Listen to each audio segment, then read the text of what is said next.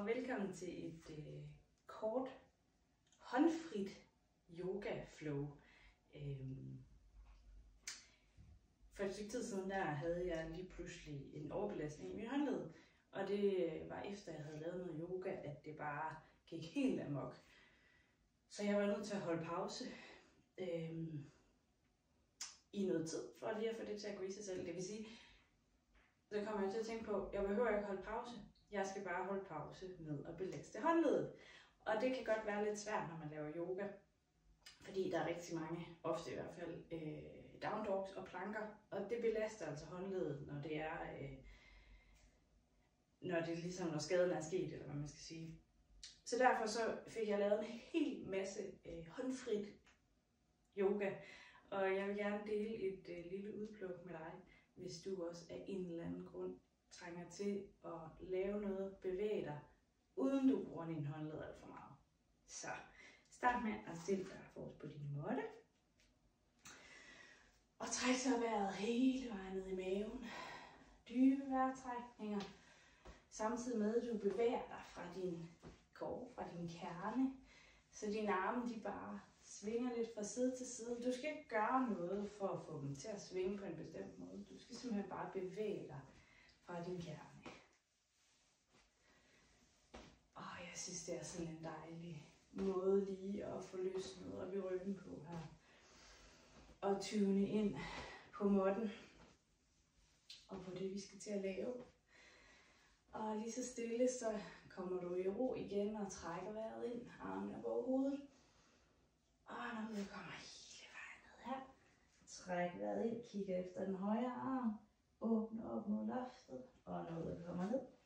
Kigger efter venstre arm på din indånding. Og når ud. Trækker vejret ind og kommer hele vejen op igen. Og når du kommer ned. Så lægger du vægten på din højre fod. Venstre fod tilbage. I en high lunge. Træk vejret ind. Kom hele vejen op. Og når du kommer ned. Træk vejret ind og kom op. Og når du kommer ned.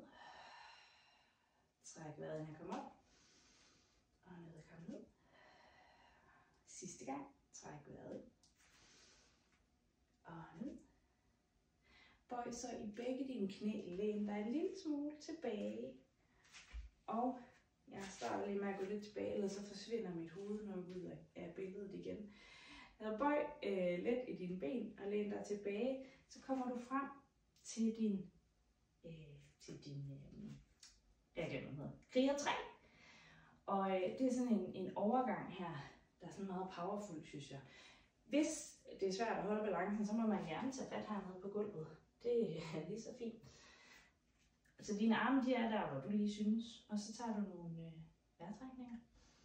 Og kommer hele vejen op her. Tag fat om dit knæ. Giver det lige et lille kram. Løsner eventuelt op i hoften. Og så tager vi sådan en dejlig dance og tager fat på din fod. Armen op. Og kommer lidt ned her. Træk vejret ind og kom op. Krammer foden igen. Kommer tilbage til din high lunge. Træk vejret ind. Kommer ned her. Og kigger efter højre arm, så du laver sådan et dejligt twist. Omdrej den bagerste fod. Strækker benene. Og her, fordi det jo også netop er håndledsfri, men egentlig generelt, når du laver den næste, så skal du ikke lægge vægt ned på din hånd. Du skal du skal sørge for, at det er din kerne, der bærer dig. Så du skal egentlig kunne flagre lidt med den, men du må gerne støtte. Og så åbner du venstre op mod loftet og kigger efter det. Dybe vejrtrækning. Det er dejligt for benene det her. Bøjer lidt i dine ben og kommer frem. Samler fødderne her. Træk vejret ind og kommer op. Og når du kommer ned. Lægger vægten på din venstre fod og højre fod tilbage. Træk vejret ind. Jeg prøver lige igen. Træk vejret ind. Og nu ud. Det er det der med balancen. Træk vejret ind og ud. Den vil ikke altid det, som jeg synes, den skal. Og det jeg sikker på, at du også kender. Og så er det så dejligt, fordi yoga behøver ikke at se pænt ud eller være korrekt.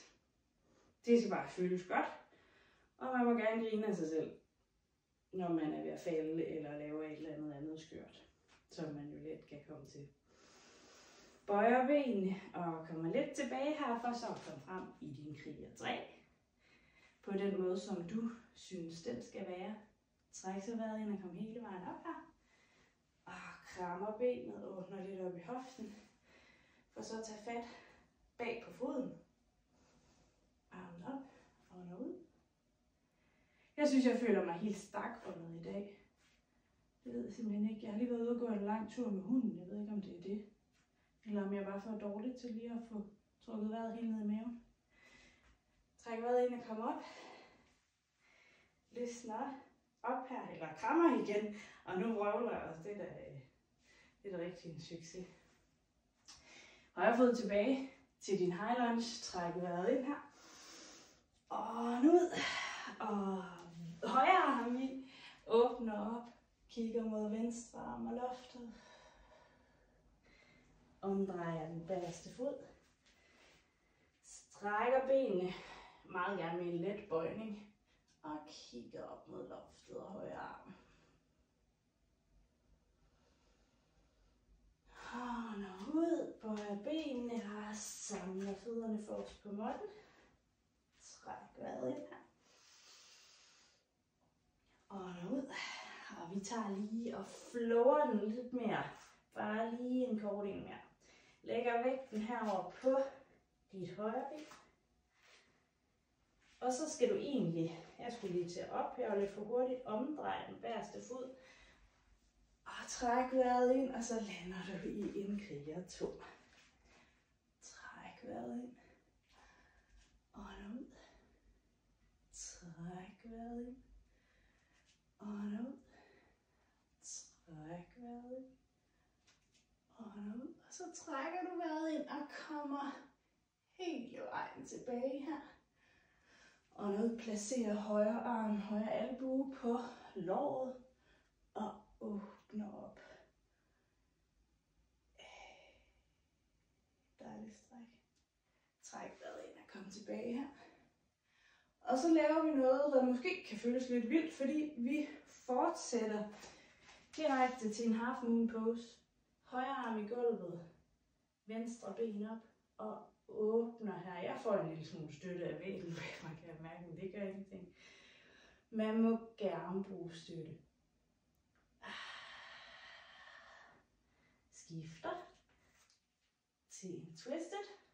Kigger efter højre arm op mod loftet, hvis du kan. Hvis du synes, det er rart at blive med at kigge ned i gulvet, så gør du det.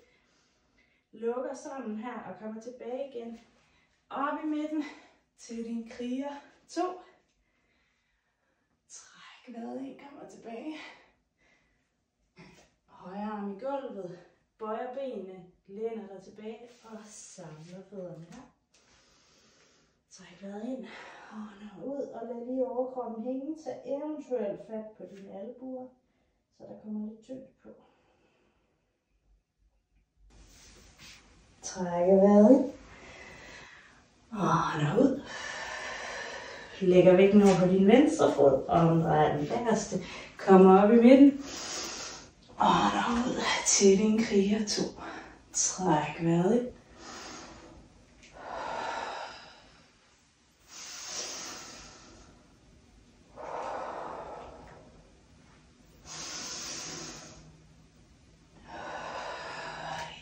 Træk så vejret ind og kom hele vejen tilbage her. Det er lækkert. Og ud til din extended side angle. Træk vejret ind, kom tilbage. Så kommer vi direkte over i vores half moon. Bøjer benene. Kom op, kigger efter højre arm. Og så vil du opleve, at det er jo selvfølgelig stadig gjort, ikke at kigge efter armen. Men du vil måske opleve, at den ene side er nemmere at holde balancen på end den anden. Og det er altså meget normalt. For eksempel så har jeg sværere ved at kigge op mod loftet, når jeg står her på denne her side, jeg havde før. Så sænker armen i gulvet Og kommer hele vejen tilbage til din kriger 2. Og derud. Træk vejret ud. Og kommer hele vejen frem her. Samler fødderne. Træk vejret ind og ruller op. Og sidste gang, så kommer du hele vejen ned. Og normalt vil jeg bede dig om at lægge noget vægt på din håndled. Det behøver du ikke, men du må gerne tage dine hænder lidt frem her. Og så komme ned til en squat pose, så vi lige får åbnet op. Måske kigger efter den ene arm. Kigger efter den anden arm, eller også så sidder du bare og hænger lidt ud. Og fortsætter ned.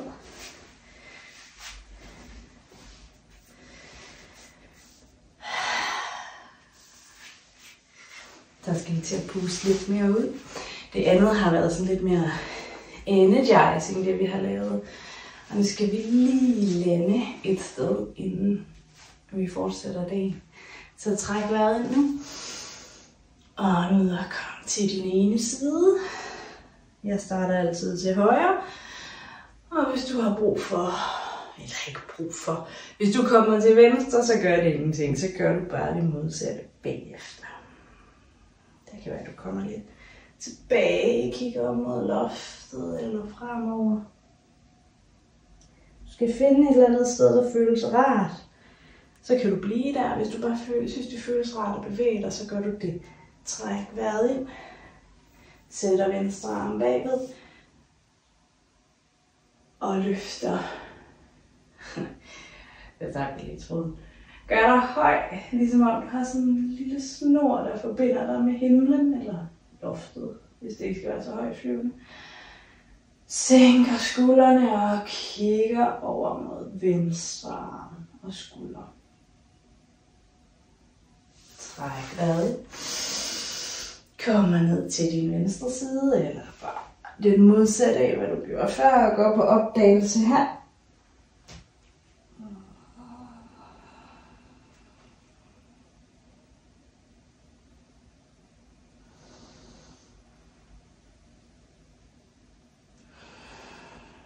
Træk vejret ind og kom op.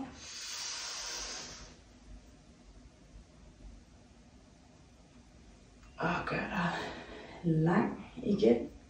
Og på din udånding, der kommer du dybere ind i strækket.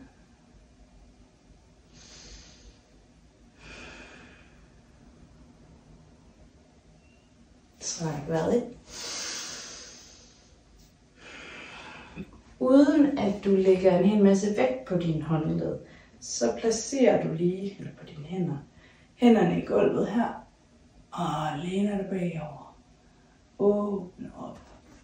Træk vejret ind, og på en udånding kommer du fremover. I en let foroverbøjning. Og træk så vejret ind her.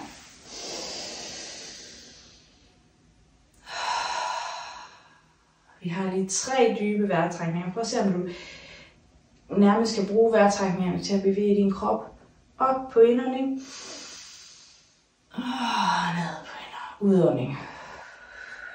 En gang til.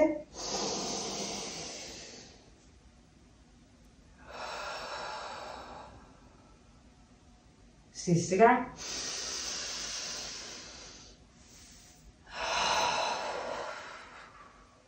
Og finder så dit naturlige sted at være med overkroppen. Tak fordi du var med. Jeg håber, at du fik noget ud af det, og så må du have en rigtig dejlig dag. Hej!